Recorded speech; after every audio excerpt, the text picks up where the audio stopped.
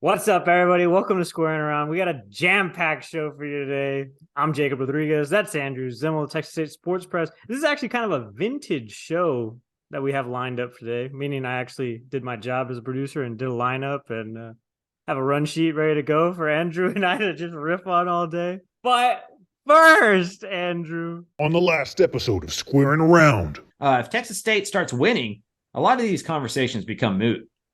I don't know if they do.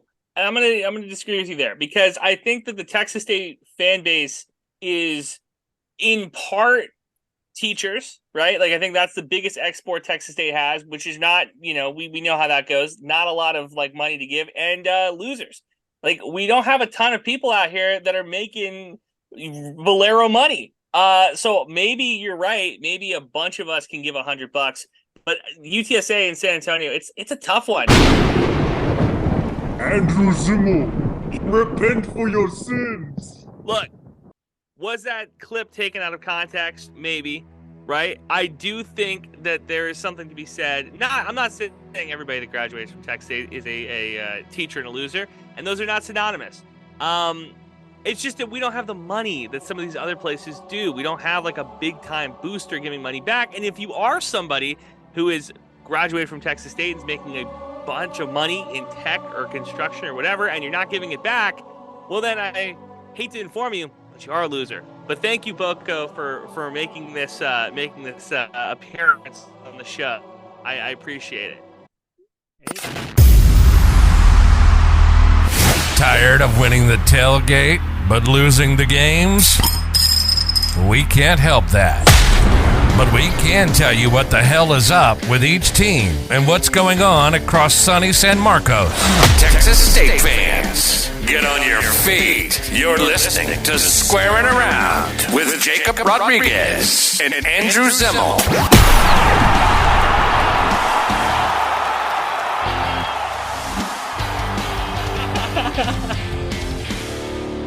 The point stands, though, that like Texas State does not have the amount of big money boosters that these other places do. Now, that in part could be because the football program has struggled and there's guys who are sitting on a lot of money that do not want to give it back. We've seen now that a new administration, a new athletic director, a new head coach, you have a lot of money that's coming out of the woodworks a little bit. So I'm hoping that that's the case.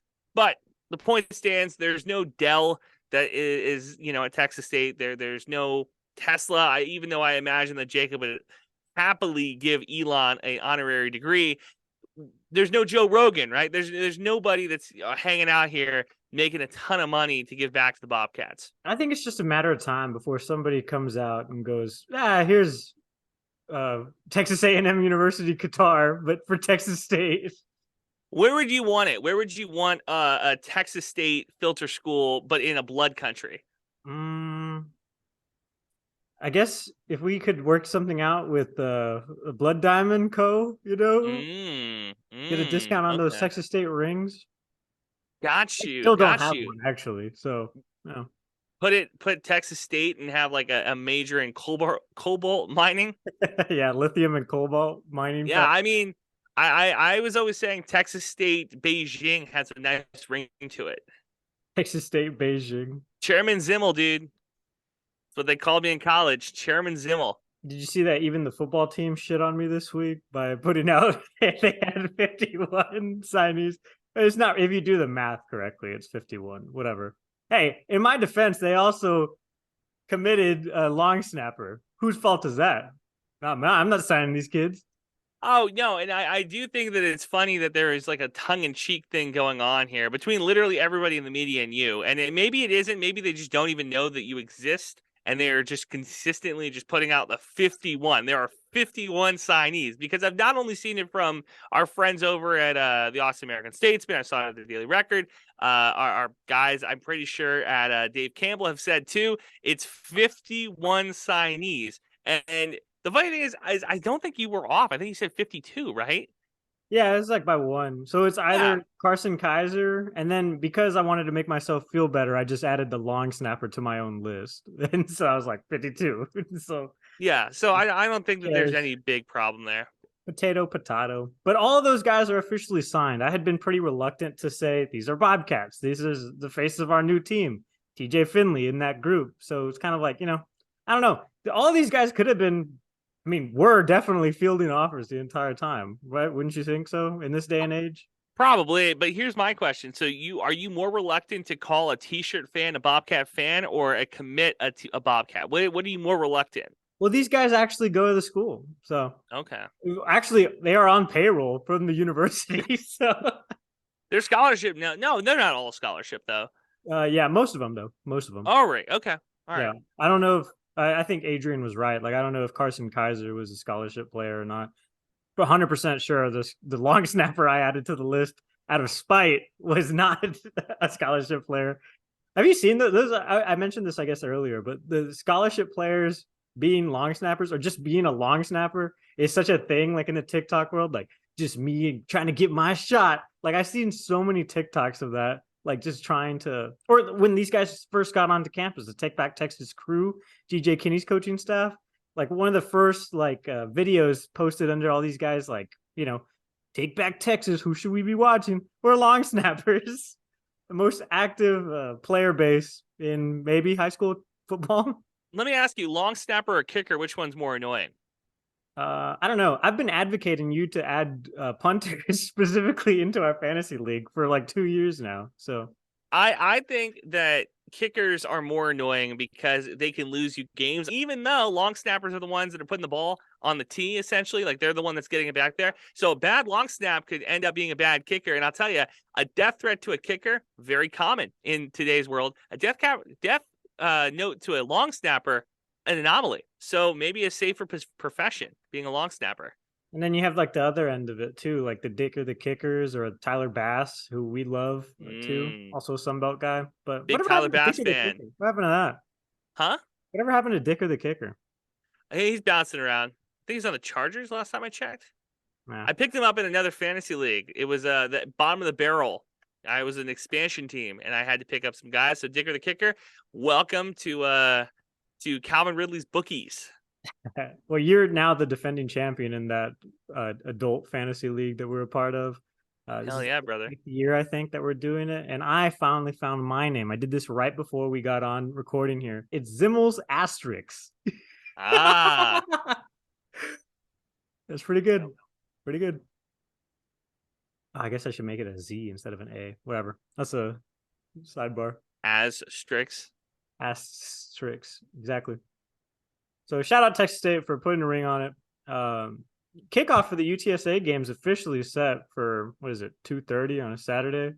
So tickets on sale now for the away game. They announced Not that bad. Chicken and Pickle in San Antonio, where GJ Kinney was making one of his mini tour stops. Also, Chicken and Pickle, I mentioned this, I think, on another ROF podcast that we did, but that's where Texas was, A&M was, UTSA. All of their coaches' nights out basically were at Chicken and Pickle because it's this gigantic place, and pickleball's very in. Dak Prescott has a pickleball team now. Yeah, Andrew Zimmel, pickleball expert over here. I wrote about the pickleball boom for the Austonia. One of those articles that just never made publication. One of those things. Did you really write about it if it never came out? If it never came out, I spent a Saturday morning over there doing interviews for 2.5, 3 hours. But it's one of those things. I don't know. You see, you are on the upper side of management. You've never had this problem, but there's a couple of articles that you write them and then they just disappear and they just. I had that same experience too, even as a manager. The other reason I didn't have it fully expressed was because I have the keys to the website. Yeah, they just kind of disappear. It's like, where'd that go? You know what I mean? Like I wrote it. I remember the plus setting side being the editor in chief. I've written a bunch of articles. Start off as an opinions columnist at the Star, and had some dumbass takes. So when I became the editor, delete. Wow, is this you admitting that you censored yourself? That you cleaned it up? Wow, this is so stupid. I do not want this reflected on my bio. I mean, good for you, man. It's wild that in 2016. It's just when you got to develop takes. You have maybe 20 fully baked in when you're a columnist, and you're like, I can do this all day. You get to that 20th week, and you're like, shit. You're like, does Texas State need more parking? I don't have enough life experience for this, which is why I've kind of always advocated that opinions columnists, at least at the collegiate level, be seniors or juniors, maybe non-traditional students, have some life experience so you could have some perspective for all that. I was a freshman writing about these nuanced topics that I think I wrote about immigration for like 4 or 5 weeks. I was like, kind of running out of things to say here, everybody. Yeah, but you always had to. I will always say, Texas State opinion columnists. The one that I will never forget is the pave over the football field. We need parking. Football field stinks. Pave over it. We need more parking. That's a take. That's a put your chest on it. I'm here for it. Take. I love those. Anyway, pickle and pickle. Yeah. I was gonna say, I was like, this is good. This is a good time to remind people that we are always looking, because we talked to Craven last week. We're always looking for sponsors for the podcast. So if Chicken and Pickle would like to be a sponsor on the Squarin Around podcast, we are always looking. We're always looking. Yeah. Email. Shout out Craven for letting us dissect some of the weeds on our own format, basically. Pretty much. So what are we allowed to say? What are we allowed to do over here? We've never really talked to them about anything. So, I mean, that's our first podcast with a DCTF crew member too, technically. I guess what is that? Appeared? I guess for Tepper in his show. That's a big wheel show. That's a real show. And the photo that they used is you when you were 12 years old. So I didn't really understand. I don't know. Did I ever tell you this? I don't know how they got our logo, but they use it on everything that we do. I think they just stole it from our email signature, and I think they got that photo from LinkedIn. So they're just like stealing all our shit, which is fine as long as the check clears. No, you're spot on. We need to get new headshots. You and I. That's like the next thing. That's the next step in this process. I don't have a mustache one. No, you don't. You look like you're 12. And I actually, this week, I hinted to some of my coworkers. I was like, I'm kind of getting over the whole maintenance. It takes 30 minutes a week to shape this up, get it all prim and proper. I was like, can I make it through the summer? It's hot boy summer, But you gotta come on the podcast next week. Calmer heads prevailed. Come to the next week's podcast with a naked face. Let's see what that looks like. I don't think I've done one on here. No. Oh, I was telling you that in a couple episodes ago that San Antonio does have a really great alumni chapter. There was a bunch of people at Chicken and Pickle. It was crazy. And in Fort Worth, it was raining cats and dogs yesterday. There was 63 people or something like that. So shout out San Antonio. No kidding. And like I imagine you get the emails. I still get the emails all the time from the alumni chapter in San Antonio asking me to do things and like give money. So, I mean, solid group in South Texas. Glad, and it makes sense too. I'm surprised the Austin base is not stronger. I think there's isn't there a bunch of like T-shirt fans? There's always been a bunch of Bob Horns and other stuff. We know one actually too. Jack Rodriguez is champion of our fantasy league. He's going to grad school at UT, but he's wearing a lot of Longhorn gear lately. Jack, I know, a Bobcat that kind of don't forget where you came from, buddy. Started putting on the orange. Yeah, no, I'll tell you, he's not going to get away with that next time we see him in person. He's gonna have a Texas State shirt that we're gonna force him to wear. Maybe not force him to wear, but he will be putting maroon on that campus. Might not be the maroon that those guys hate, but he will be wearing something maroon. You'll like this. 2-time All-American and Texas State record holder Claude Mathis was named to the 2024 College Football Hall of Fame. Like, you got to vote in there. So pretty cool. Wow. Pretty he cool. Got voted, but is he voted in? He got a vote. So this is my thing, right? Like, now Texas State is in the headlines again as a program of football. And it's not just they suck again. Oh, no! We suck again! So like that moves forward, I think, a lot of things. A lot of these guys who perhaps were waiting on a bunch of these lists are now getting pushed forward because this program has light again. Let's kind of turn off and down, no? I don't know. Maybe. The College Football Hall of Fame follows me on Twitter, and I did ask them one time. Yes, I did ask them one time in the DMs what I would have to do to get Brian in there. Because he was incredible. He's like on the top 10 for tackles as a linebacker. And I was like in college football history. And I was like, hey, what do I have to do in there? And they said, I'm an intern. I will run this up the poll. So totally cool. We'll see what happens. I've never heard anything back. That was 3 years ago. But, we've had a couple of big changes since then. Pandemic happened.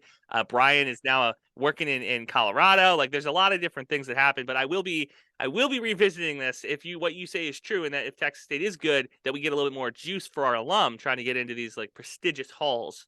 What I need to do is email the Sun Belt and be like, hey, can you add us to your media list so we can do whatever we want even more than what we're doing now at this point? because this is the Republic of Football podcast, so we have some of our Texas State swag all the way Little up. juice. Yeah. Little juice. So shout out, more coming. We actually All got pulp. an email from Chris talking about going to Media Day, but I think it's in like Carolina or somewhere over there, Mississippi, somewhere like that. Wait, like, the me and Sunbelt Zimmer Media are probably Sunbelt not Media Days in flying. Mississippi? Yeah, you want me to look it up? Let me look it Dude, up. I'm talking out of my ass. the best weekend of my life, one of the best weekends of my life, was going to New Orleans to cover the Sunbelt Media Day. And it was in New Orleans. It was fun. It was a great time had by all. To have it in Mississippi feels like a step down, to be completely honest with you. They should just have it at the campus of whoever won the Sunbelt the last time. That would be the way to do it. And then that's another incentive for these teams to continue to try to win things. You know what I mean? Oh, it's in New Orleans. Yeah, there it is. Once again in New Orleans. So football side of the Sun Belt not buying into Pensacola. No, and they shouldn't. They should not buy into Pensacola. The league office is in New Orleans. It's in the office buildings at Mercedes-Benz Stadium, or I guess wherever they're calling it now, the Superdome. It's in those offices. So like that's where we have it. That's where we should have it. That's where we should continue to have it. Yeah, the Sun Belt has arranged a host hotel block at the Sheraton New Orleans. So I didn't do that. I stayed at a hostel one time. Yeah, I know you did. Shout out Brandon. That was fun. They should make the media members stay at a youth hostel. A youth hostel would add to the nuance. There's nothing more elite than elite sports. What do I mean by that? Well, it's really cool what they have done. They partnered with some of the best Texas State athletes to give them money back with these new NIL deals, the Wild Wild West, right? One of the guys they just partnered with is not only one of the best wide receivers in the Sun Belt, he might be one of the best wide receivers in the country. That's Ashton Hawkins. Here's the deal. Go to Elite Sports, use code SQUARE, like the Squaring Around podcast, right? Code SQUARE, and you end up giving money back to the athletes and also help some of your favorite podcasters, me and Jakob, right? Elite Sports, where you want to go to do all of your shopping when it comes to Texas State.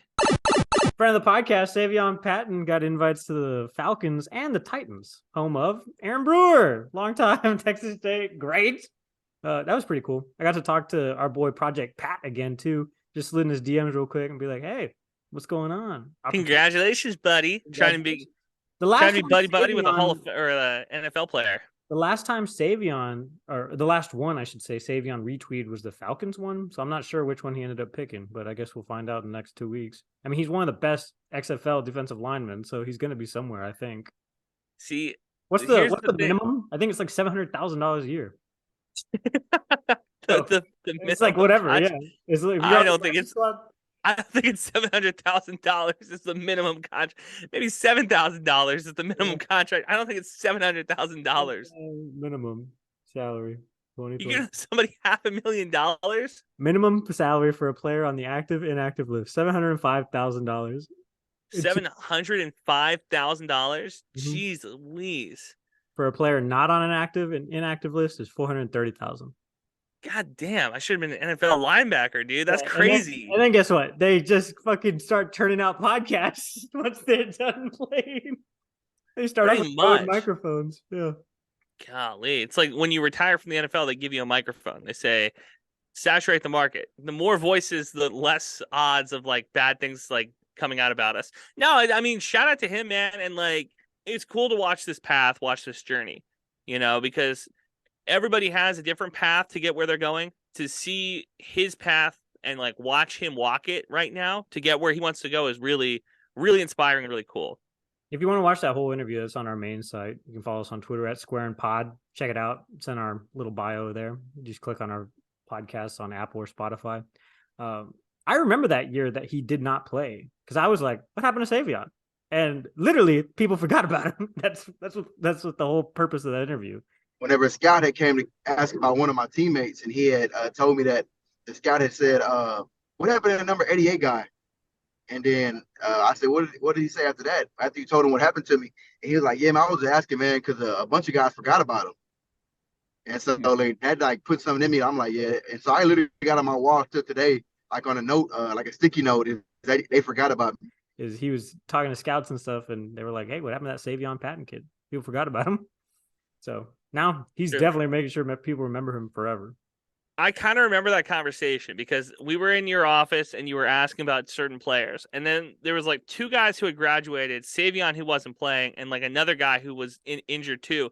And I remember you just listed these guys off being like, what's this guy doing? Because I was like, I very distinctly remember us having a graduation like send off for them to be like, these guys are gone. So I was like, that's disappointing. But yeah, no, it's Savion, man. I'm happy for you, dude. Keep it up. And then don't forget to come back on the podcast. We get, what is it, like 6 home games, right? It's like half and half, 6 for home and away. And I've always thought Texas State did a really poor job at scheduling their homecoming and scheduling their senior night. Because senior night, for some reason, was always like South Alabama or Southern Miss. And then homecoming was like ULM or, basically ULM for like 3 years in a row, even when I was on the homecoming court.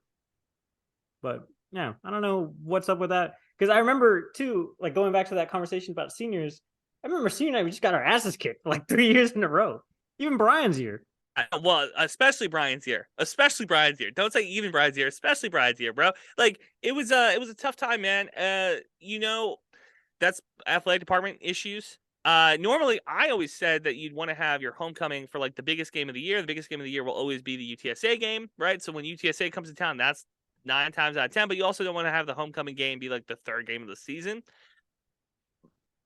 I don't think that that's a terrible idea to have the homecoming game, the 3rd game of the season. But, from a marketing standpoint, you want to, I guess, have that as its own event. ULM, not the best team to have as your homecoming. Arkansas State, probably not the best. But again, it comes back to this like thing where Texas State fans, I don't think, respect the Sun Belt enough.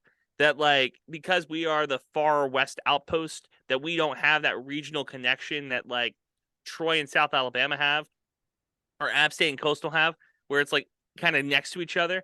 Because we don't have those regional rivalries, it doesn't have the same type of vibe as a conference, but it is one of the best conferences in college football, especially at the group of 5 level. So, or I should say one of the most competitive conferences from top to bottom. So that's part of the thing too, I think, that if you put Southern on the schedule as like the homecoming game, it should be a team that like people come to want to see.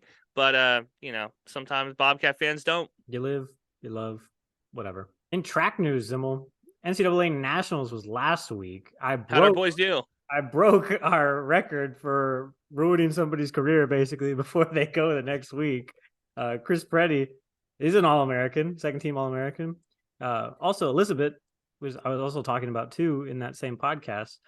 She throws a hammer, and she broke like the Icelandic record. She was like 7th in the country, 1st-team All-American. Cedricia Wynn, who we've been talking about all year, is honorable mention for the All-American list.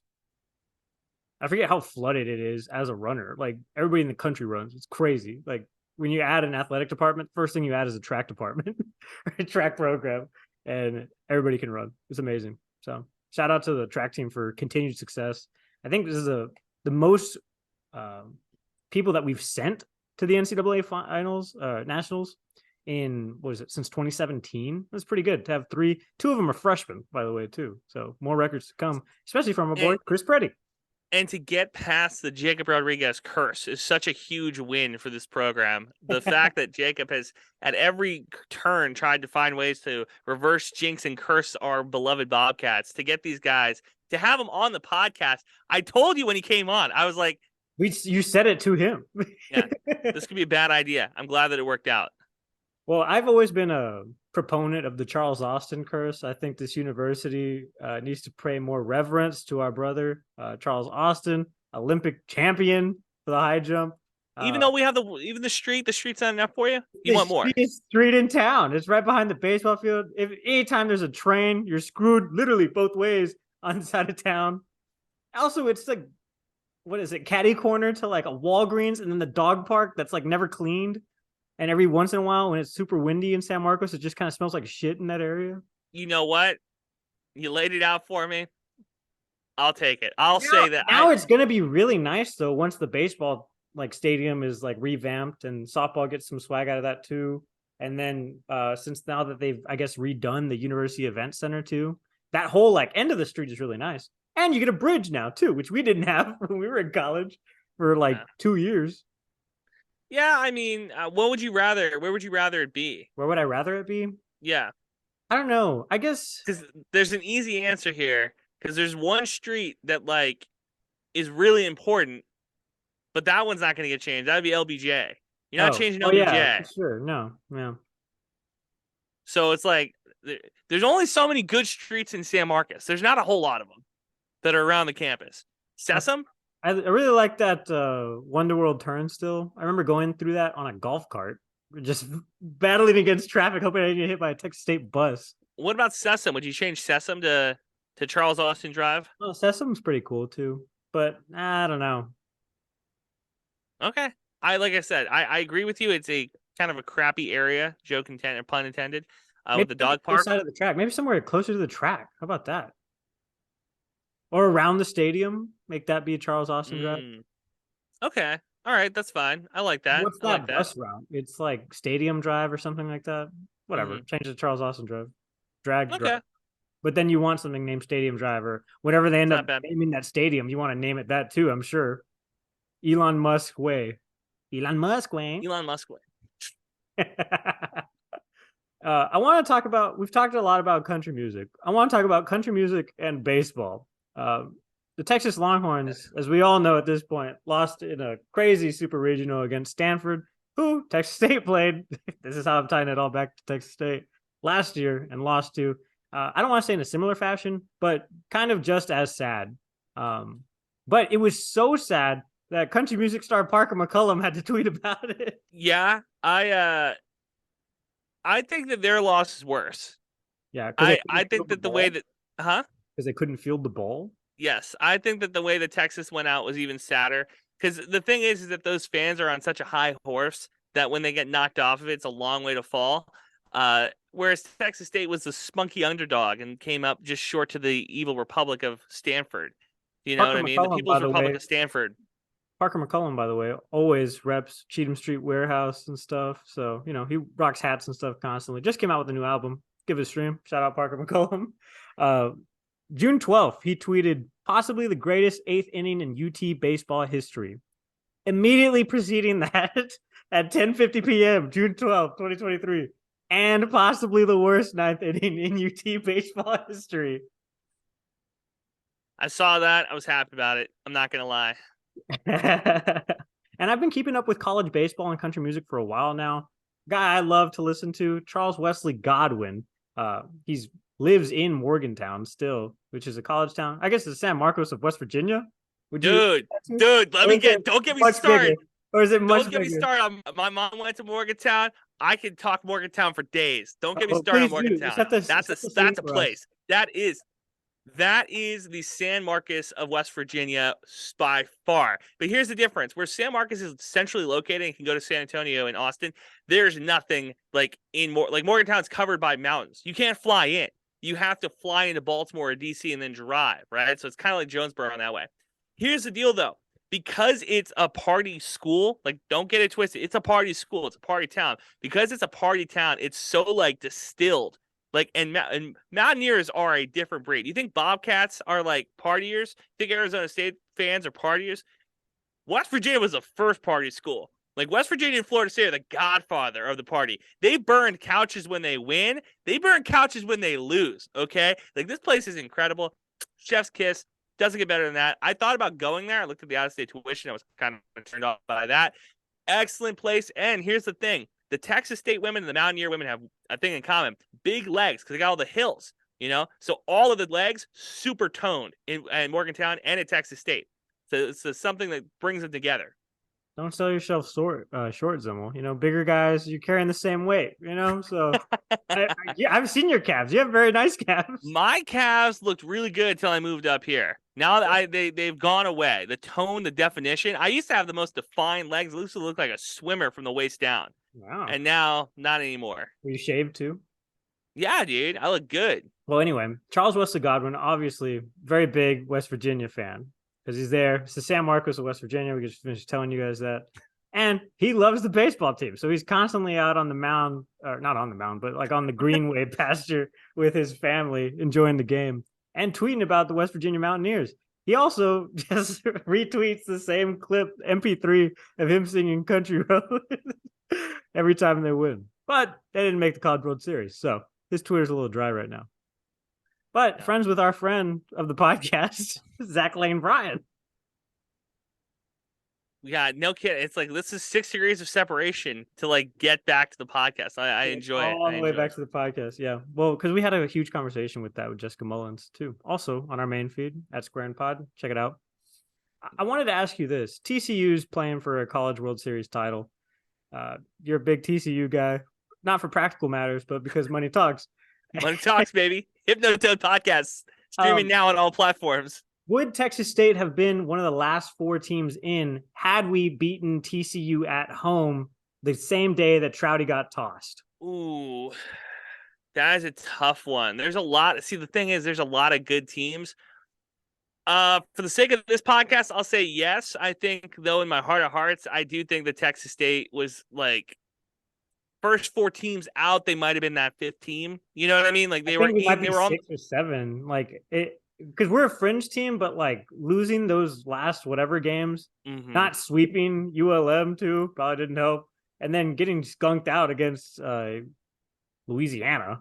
Yeah, like I said, if you do a first 4 out, right, Texas State would be the next 4 out. Like we're in the top 10 of teams that didn't make it, but we wouldn't, you know what I mean? Yeah. But TCU, like that is to talk Texas State, right?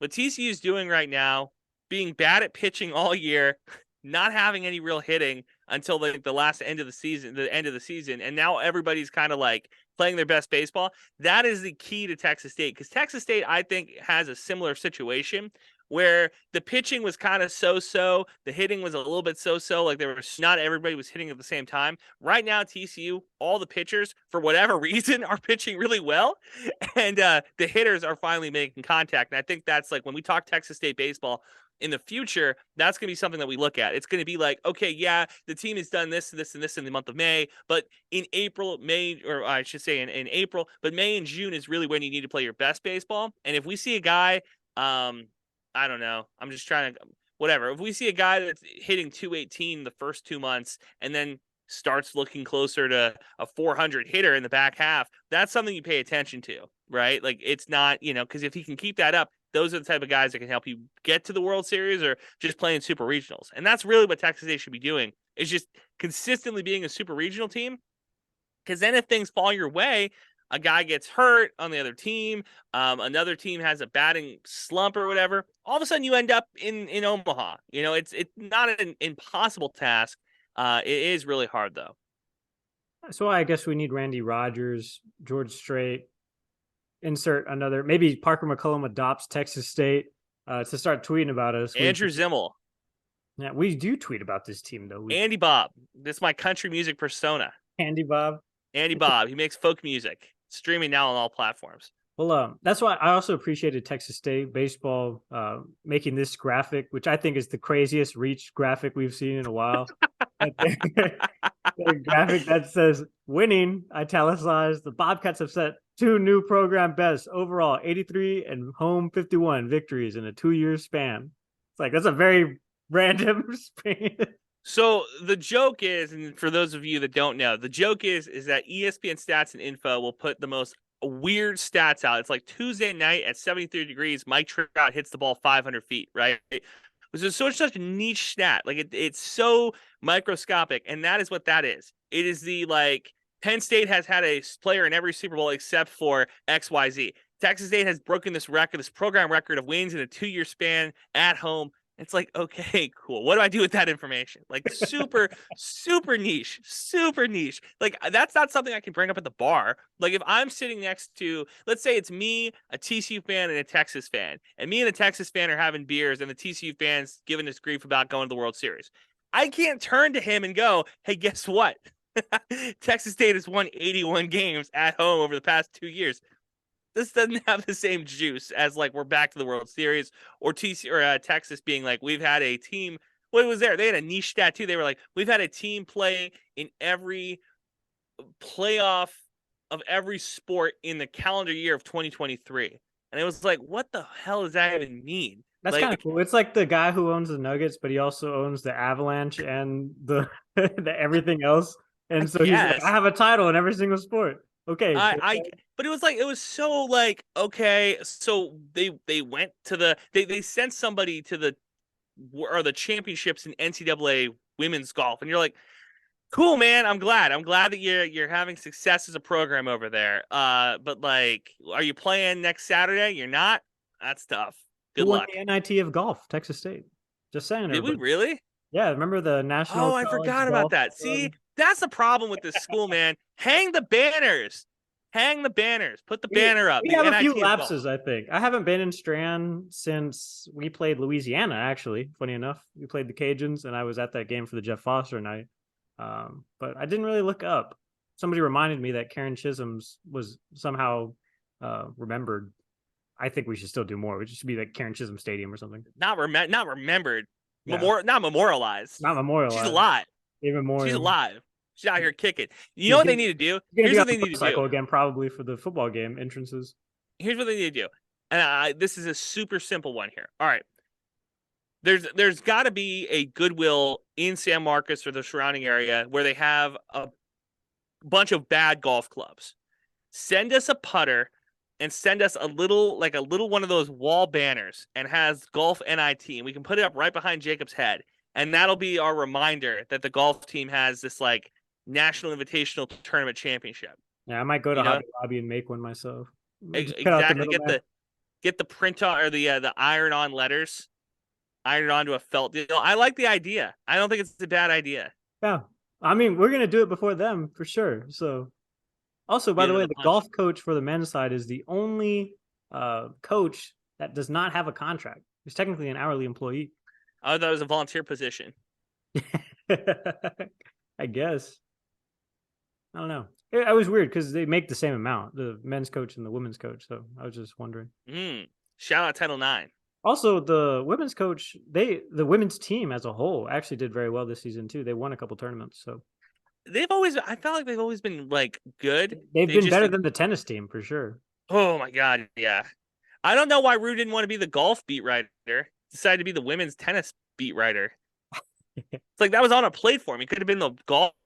Go. If you're a golf reporter, you literally have the best job in the sport. You just hang out at a golf course all day, eat the sandwiches, drink the punch, and then tally the scores when they come in. It's like pretty much a day on the course. You're just walking around, you know? And you get to hang out with people. Because, like, then when they come in from the course and they're at the 19th hole or whatever, and they're having a couple, well, now I got some stock tips. You know what I mean? That's what the tennis, or that's what the golf writer gets. What does the tennis writer get? You just get to fucking hang out. It's not fun. That's not a fun job. You get yelled at by Novak Djokovic over COVID protocols and other things. Even though dude, you're just like, I'm here to do my job, and I'm getting yelled at. This doesn't seem fair. Also, isn't it weird that Wimbledon is played on grass? I've always been kind of freaked out that balls can bounce like that on grass. What the hell's that? Whatever. Jacob, I'm looking for a gift for my dad. Me and my brothers were trying to go in, get him some clothes. You know, he's always going to barbecues. What do you think? Well, hey, man, you can head to Home Field and get him anything you want from there. They got pro gear. They got college gear. And if you use code SQUARE, new users get 15% off. Returning users get 10% off all orders. So pretty sick. That's great. Give back to us and just help your dad for the download. University of Minnesota grad. I know they got really cool gopher gear over there for him, so I might have to check that out. Texas State fans, be on the lookout. I'm not saying it's coming. I'm just saying. It's coming. Those are pretty much all the Texas State headlines I wanted to get through. I did want to talk to you about your book, Andrew. People probably didn't know this about yourself, but you have been like dedicating a lot of time to writing this book, all about your professional radio experience and ultimately kind of like a form of mentorship for the next generation. Even though you're really like continuing to build your own path in radio, which is pretty interesting because like I feel like I've learned a lot in my career, and I could easily pass that down to myself too. I have not written a book about that at all. So what have you learned about yourself and your own like career through doing this like task for yourself? It's a good reminder. You know what I mean? Like you write the stuff down, you get the advice from the people, and like the different radio hosts that you talk to, the different program directors you talk to, and they'll give you like, be patient, work hard, talent, right? But there's like so much more than that. And that was the thing that like when I was learning how to get into this business, there wasn't a book, right? Like there's not a book on sports talk radio. There's a bunch of books on play-by-play. There's a ton of books on sports casting. There's not a book on just talk radio. And I was like, this is something that needs to exist. I want to put it out there. The pandemic was really when I started thinking about it and I started writing it. And then for the last 3 years, I've been just chipping away at it. And it really is just like a book for somebody like me, I think, that like an 18, 19-year-old who's trying to get into the business, who doesn't know how, or somebody even in their 30s or 40s who wanted to do sports talk and just never learned how to do it, right? Or nobody helped them along the way. I know media is one of those things where, like, if you don't have somebody to kind of help you, guide you, like, you don't know what you're doing right, you don't know what you're doing wrong, you're just kind of doing it. And you hope that an audience finds you. But there are ways to have an audience find you, and there's ways to get better, right? And that's what this book is. It's just it's a sports radio Bible. You can, at this point, I'm hoping, purchase it anywhere. It's coming out soon. It's a book that like is available for anybody who is trying to get into sports talk, or really sports talk media in general, because there's an entire episode on or entire chapter, I should say, on podcasting. Like, how do you start? Where do you begin? And I mean, it's stuff that you and I use on this podcast. You know what I mean? It's stuff that we know how to make it look good, how to make it sound good, where should you put it, all that type of stuff. So it's it's been a passion project of mine. I'm glad to be done. And on to the next thing, That's kind of what I wanted to ask you about too next, is like, the thing that you do is very traditional. It's like one of the first forms of media, being on the radio for the talkies and stuff like that. And what I do is also very traditional too. But I think what you're doing is like innovating a lot faster than TV right now, because standard TV is still kind of like what you come to expect. It's like the Ron Burgundy type on TV, and then producers writing stuff. And I think that's going to really drastically change in the next few years, because like people are just consuming things differently. And radio in a lot of ways has already kind of changed for the better too, in that way. Like now, like Spotify has like an AI DJ. Like there's so much innovation happening on the radio side, audio format specifically. Like, what do you think really is next? Like what's the next iteration of this book? Well, so what's funny is that I was saying to a friend of mine, I said, like, in 5 years, I'll have to rewrite this entire thing, right? But I don't think I am, because I think that I put enough in here that's like forward thinking that it will stay kind of true to like what it is. What's funny is that you said that you think radio is going in the right direction. I thought for the longest time it wasn't. You know what I mean? Like between podcasts, radio stations were some of the last people to get on the podcast train. Like radio stations weren't putting out podcasts. They're finally getting to the point now where they've stopped being just radio stations. They started becoming media hubs, right? Like we saw newspapers do it, I think, first, where it was like, okay, we have our writers, and now they're going to do podcasts. Now they're going to do web shorts. Now they're going to do this other things. And TV stations have always taken their scripts and kind of put them online as like, okay, we did it on the TV. It's online for you as well for free, right? And we'll put clips online for free. But I think radio stations are turning into like media hubs. And the other thing is, and I put this in the book, national talk radio is starting to go away. The local talk radio is making a big resurgence, where you don't want to hear about Colin Cowherd tell you about Texas State. You want to come to Jakob and I to talk to you about Texas State. You don't want to hear Jim Rome tell you about the Cowboys. You want to hear the Cowboys beat writer or the Cowboys reporter tell you about the Cowboys. And, I think that is a big shift. And I think a lot of these local stations are going to find out very quickly, especially in larger markets, that it's more advantageous for them to be 100% local all the time, or at least the 12 hours that people are awake 6 to 6, than it is to be a national talk radio station in Austin or San Antonio. Yeah. Well, I guess when I say like radio is innovating, I don't mean like the industry as a whole. I mean like specific people, like the you types, and like other like people that are in radio that can make formative change, or are just willing to take risks on themselves, like are doing it. And that ultimately is good for the entire industry, because as you're seeing right now, like iHeart, Cumulus, they're all dialed in on podcasts now, because that's a huge moneymaker. Mike Taylor talks about it every week. His podcast is like one of the best in the world, apparently. This is not a bit. Last Friday's show that I hosted was my last one on Ticket 760 and iHeartRadio. 15 and a half years. This is not a bit. That was it. I really am no longer at iHeart. No longer with Ticket 760. My show's not done. I'm simply moving everything over to my YouTube stuff. starting next week, Monday through Friday, Mike Taylor Live on Love You Hard TV will still be a big old thing. I'm not keeping track of that, so I have no way to fact check that. But yeah, no, I think you're right. Like, I have a barber. He's a huge conspiracy theorist, but he's dialed in too. I think the next wave of media is going to be true, like niche journalism, like stuff like this, like where we're really dialed in on a specific subject. Like, we're quote unquote experts on this thing. That's why people are coming to us. Well, I always think about the ProPublica format where like they have writers who are just dedicated to like this city council or like this city politics. Or The Athletic, for the longest time, they tried to just kill journalism by just saying like, okay, we're going to be the number one spot, which didn't work, and they're falling apart right now. But I do think that niche sports media is like the way to go. But the other thing is it's just talent and hard work too. You know, like that's the other part that like of the equation that nobody talks about is that every one of the hosts that I talk to talks about how lucky they are to get their job. But after that first 10 minutes of how lucky they are, they'll go through I started in Bowling Green, or I started in Fargo, North Dakota, or I started in, you know, wherever. And then they had to work their way up. And that's the part that nobody talks about is like how much hard work is in there. And that's what I read about in the book too, is that like it's a hard journey. And I have our favorite quote. What's the quote that you and I bounce back and forth to each other all the time from an incredibly smart individual? Shit sucks, but you know what they say? Shit sucks. No. That's my quote. It's the iconic line from philosopher and comedian Bill Burr. All you got to do, you just got to commit to this shit, and then realize that, you know, sleeping on a futon when you're 30 is not the worst thing. It isn't. You know what's worse than sleeping on a futon at 30? Sleeping in a king bed next to a fucking woman you're not really in love with, but for some reason married, and you got a couple of kids, and you got a job that you fucking hate. Okay, you'll be laying there fantasizing about fucking sleeping on a futon.